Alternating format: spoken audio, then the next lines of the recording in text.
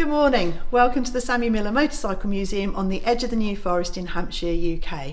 My name is Sharon, I run the museum for Sammy, and over the next few weeks we're going to be doing a few videos to give you a taster of what's in the museum. Normally we will be showing you the bikes that come for our Tuesday riding, but as the weather's not so good we thought we'd give you some videos instead. So today we're going to start off in our Vincent Hall. In here we have lots of very rare and unique motorcycles. Vincent Motorcycles actually started by a gentleman named Philip Vincent. This was in 1928 when he bought the HRD Motorcycle Limited. He then went on to produce many fast vehicles, some under the HRD name and then later on just as Vincent. The one we're looking at the moment is from 1935. It's a 500cc called an A series. It was priced at only £79 when it was first made in 1936, and very few of those have survived. The actual designer of that particular bike was Howard Davis. We then move on to another HRD, which is also an A series, but 1000. This is an overhead valve V-twin engine. HRD was founded originally by Howard R. Davis, which is where the name came from, before Phil Vincent bought it over. Very few of these particular bikes were built, and again, only a handful have survived. Then we move on to the ones that just have the Vincent name. This is the famous Black Lightning, built in 1948 with a 998cc engine. They were raced by the great John Tallboys with much success. Only 34 complete machines were ever produced, and it was the world's fastest racer of its time. We're going to go around then now to the Grey Flash from 1950. Obviously the name is fairly obvious because of the colour. It was a 500cc Grand Prix bike raced by people like John Surtees, and it had a 4-speed Albion gearbox. It's got twin brakes front and rear and is extremely competitive. This one is in great condition and was acquired by the museum not so long ago. Our next bike we're going to look at is the 1950 Black Shadow, also a 998cc twin cylinder. It had a top speed in excess of 120 miles per hour. Vincent motorcycles were essentially built as sports bikes and hand-built in limited numbers, when at a time when manufacturers were concentrating on mass production, hence the reason why they were rather expensive at the time. Production on this particular bike finished in 1956.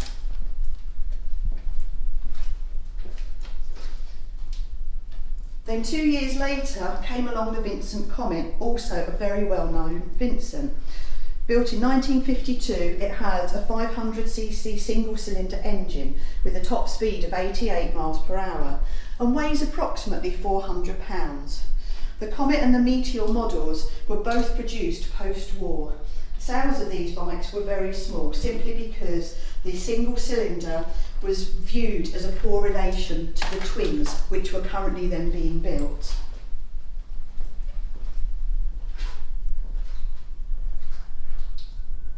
Okay, so now we move on to the Black Knight. Again, another well-known Vincent bike. In my opinion, it's a little bit of an ugly bike. It's a really big brute of a bike. It was built in 1955. It's a 1000cc twin engine and it's got a 4-speed gearbox. It was fully enclosed, as you can see. It was a styled from the 1950s. It was a little bit futuristic for its time, but it proved extremely popular. It has a centre stand which is hand operated, and as you can see as we go down, in early 50s there's an example of an engine which was actually an inboard marine motor which Vincent used in the very early days. Now what we're going to do is have a wander around the rest of the hall. We have got one more Vincent to show you, but we've got other bikes from a similar era. A lot of them are the twins. So for example, we've got the Matchless. We've then got a couple of Royal Enfield side by side, the famous Constellation, and then the GT Continental. Both were really popular bikes. And then when we come around to here, this is actually a little Vincent bike. Although it was built in 1953, it's called the Firefly. And as you can see, it was Vincent's example of a kind of a push bike with a very small engine. I've not seen any more around. I'm sure there probably are a couple. It's only got a little 50cc twin stroke engine, but it's quite interesting. Production of the Firefly stopped due to the demise of Vincent's, and production ceased completely in 1956. Our next few bikes are Norton's. We've got the Norton Electra from 1965, which is the sister to the Norton Jubilee, which is a 250, and the Norton Navigator, which is a 350. We then have a Norton prototype, commonly known as P92, built around 1974. It actually contained a BSA engine, the B50, which is mounted inside the frame. Sadly, it never went into production. The Jubilee, again, a little bit of futuristic with it being enclosed.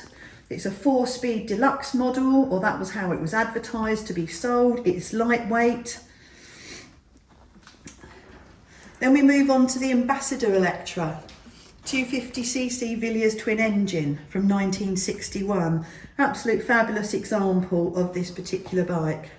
But slightly earlier, the Ambassador Supreme, a 1953, almost 200cc 3-speed bike. Only 14 surviving in the world. A tandem, although it's actually not a 2-seater, it is called a tandem, manufactured originally by an Indian company, but up in London. Then there's the Francis Barnett from 1956, commonly known as the Falcon model.